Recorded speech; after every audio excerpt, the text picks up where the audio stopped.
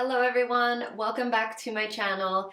Every Monday I am now going to be sharing with you vegan videos. So cooking, nutrition, and my experience being vegan. I have now been on a plant-based diet for about 12 years. As you can imagine, this is a very important topic to me, and recently I realized that I haven't been sharing enough on this topic on my social media. So I want to spread the message and also share with you guys how I get my nutrients and live a plant-based lifestyle. So behind me I have all of the superfoods and supplements that I add to my diet on a daily basis. So pretty much every day I have all of these ingredients, and I've never laid them out in front of me, so this is actually pretty impressive. So I'll begin with what I have in the mornings, and this is the protein that I'm having in Canada. It's a company from Canada, Garden of Life, and as you can see, this is a sports protein because I just began training again for the first time in years after traveling. And what that means is basically it has more protein, so this is 30 grams per scoop, which is a pretty high amount. It has BCAAs and glutamine is great for recovery after training. The proteins in this are pea proteins, navy bean sprout, garbanzo beans, which are chickpeas, lentil. It's sweetened with stevia, which is a healthy sweetener rather than sugar, and vanilla flavor. So I will have this usually in the morning as a smoothie or a smoothie bowl, and usually right after one of my workouts. So I'll just mix it with almond milk and shake it up, or I'll have another smoothie. And I just want to say, in regards to protein on a vegan diet, it is totally possible to get enough protein without protein powder. Like, it's not even difficult. The reason why, in my opinion, that people automatically assume that vegans have an issue with getting protein is because the meat and dairy industries have to promote something healthy about their products. So the main things that people get out of meat would be protein and calcium, along with a lot of other bad things, by the way, but I'm not going to get into that. So of course, naturally, people think, oh, if I stop eating those things, then I'm not going to get protein and calcium from other sources, which is totally untrue. In 12 years of being vegan and in the vegan community all around the world, I've actually never met a vegan that is deficient in protein. So it's possible, of course, if you're living a very unhealthy lifestyle and you go vegan and you're only eating unhealthy fats and unhealthy carbs, simple carbs that don't have much nutrition in them, you can be deficient. But that by no means means that it's hard. So just wanted to say that. And I will also share, in the mornings, I usually have an acai bowl. It's my favorite breakfast. And this is the acai that I have. It's a popular brand. Acai berry is from Brazil, and it's a very strong antioxidant. It has a lot of other benefits. It's a superfruit, so this is unsweetened, and I can just throw it in the blender. As you can see on the cover, that's what the smoothie bowls usually look like. I'll put some granola, different toppings, a lot of these on top, and then that is a super healthy breakfast. You can also make smoothies, of course, out of it. And also in the morning I have Matcha Tea, and this is an organic, only ingredient in it is matcha, and you can add it to smoothies, lattes. I have it as a morning latte. An interesting thing about matcha is that it has a type of antioxidant that is unique to green tea, and no other food actually has it, and it's actually known for its cancer-fighting properties. And there's a lot of other benefits, of course, energy boosting. So I was beginning to drink a lot of coffee. By a lot, I mean having 1 cup every morning. Just the last year or so, it slowly crept into my daily routine, due to traveling and just being tired after a long flight, I started drinking coffee. And personally, intuitively, I can feel that coffee doesn't sit well in my body. Of course, it changes my mind, so I get a little bit paranoid and anxious. It would make me feel sluggish afterwards. So I'd have a boost and then feel sluggish. So I've switched it to matcha, and it's been great. I feel great in the mornings. All my traveling messed up my sleep schedule, so I was starting to take a lot of melatonin, and then I was beginning to rely on it. And melatonin, what I thought was the most natural supplement I could take until my body started relying on it, and then of course you know that's not healthy and you need to stop taking it. So at this time, for the last 2 weeks of having a home again, I've been taking just a tea before bed, like an hour or so. And this one has chamomile, valerian root, passion flower, skullcap, so all good things for resting and sleep. And then I'm mixing together red reishi, which is a mushroom, and this is a great brand. So if you're familiar with reishi mushrooms, they have a ton of amazing qualities. They've been used in traditional Chinese medicine for thousands of years and a lot of other natural medicines. The red reishi is the most potent of the reishi family, and it's good for a million things, I swear, but on here it says relaxation support, so it's good for sleep. So at nighttime I'm taking this, and the man at the natural food store where I went to pick this up told me to take it with magnesium. So I've just been taking that every night. Magnesium supports a ton of different processes in the body. It's been like 10 days since I started taking this, and the last 2 nights were the first 8 hours straight that I've slept in a while. So this is just a healthier option than melatonin. The red reishi you can have in a pill form. I'm choosing to do so because it's convenient to have in the evenings. But you can also have it in a tea, which is also common in Asia and super healthy.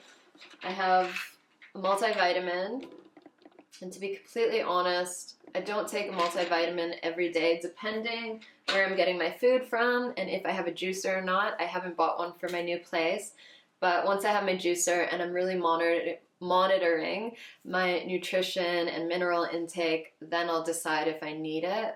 But usually I am taking, especially when I'm traveling. The reason why we need a multivitamin is not because we're vegan, but I explain this to my parents, for example, because it's difficult for them to realize why you need to take a pill every day, because the way that they grew up, they never had to do that. And that's because when they were children, the amount of nutrients they got from their food is very, very different from the amount of nutrients we get from our food today. So if you go to your regular grocery store and buy, like I say regular, just the most common grocery store, and buy the most common food, which is usually unorganic, for example, these have a ton of pesticides, and they're being produced in a way from these big farms to make as much as possible for the cheapest cost possible. So as a result, they are no longer as nutritionally dense as they used to be. And you know this if you have ever made a tomato in your backyard and then you buy one from your local grocery store. You can see the difference in color. The darker one means that it has more nutrients, and in flavor. You'll also notice that vegetables last longer, and that's also from whatever chemicals it's been exposed to. So that is the reason why it is a good option, whatever your diet might be, to take a multivitamin. Unless you know you're getting your produce from your own farm or a local farm, and it's being made with love from the earth naturally, and you are watching to make sure you're getting enough every day, then you don't need one. Next is ashwagandha. And this is an Ayurvedic herb that one of my teachers in India actually told me is the king of all herbs. And here it says it strengthens the immunity after illness, helps with stress and anxiety, improves learning and memory. So I know that it has a lot of brain and body functions, especially with anxiety, it's helped me, and I can definitely tell that my mood is more stable when I take this, mainly during my moon cycle, because obviously we have a lot of different emotions as women depending what phase we're in the month, and that's something that I just personally noticed. It has a ton of other benefits. I would definitely recommend it. And I used to take pill form. I was really excited to find this powder that I just add a little teaspoon to my smoothie once a day.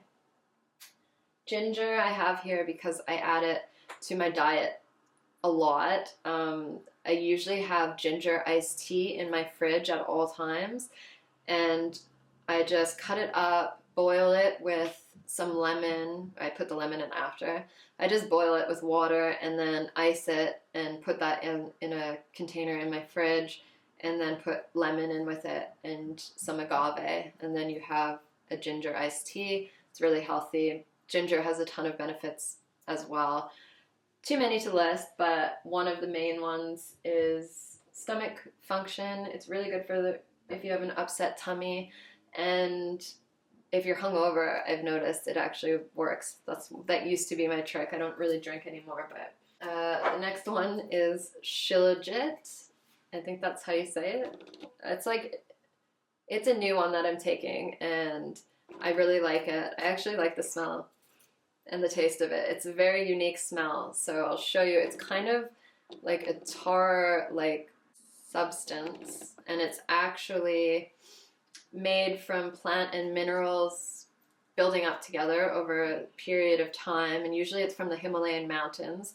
This one says the Altai mountains. I'm not sure if that's in the Himalayas, but from the mountains, it's a build-up, and all you have to do is take a little teaspoon and put it in your tea or hot beverage, and it's obviously very powerful in minerals. I would suggest that as just a really easy, simple way to add nutrients to your tea every day. And then this is Brewers Yeast or nutritional yeast. And I actually never used nutritional yeast in like 11 years of being vegan. And my friend found that out and just flipped out and said that every vegan should be having this yeast. So it has a ton of benefits as well.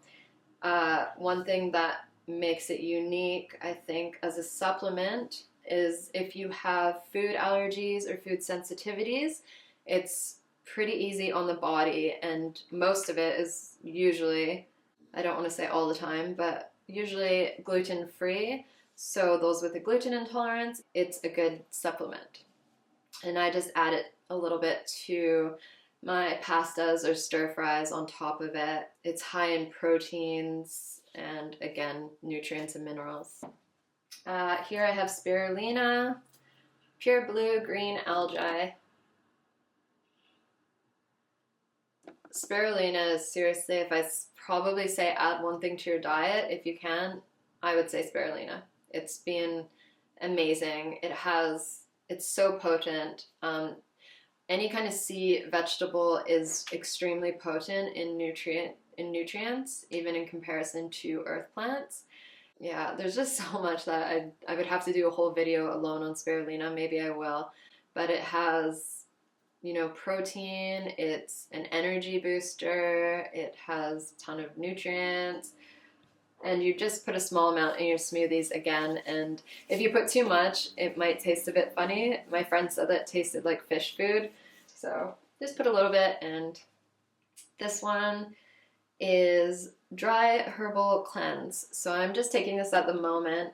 It's, I think, a 14-day supply, but I wanted to share it with you guys. I'm just taking this right now because I was just in India for a while and traveling, and I was having a lot of foods that my body's not used to, so it did make me bloated and feel a lot heavier. For example, I was having a lot of heavy breads, white rice, and I usually don't have that in my diet at all. So I just got this. It's a mix of a bunch of really amazing herbs that are good for cleansing the body, such as rhubarb, burdock root, slippery elm bark, thistle, watercress.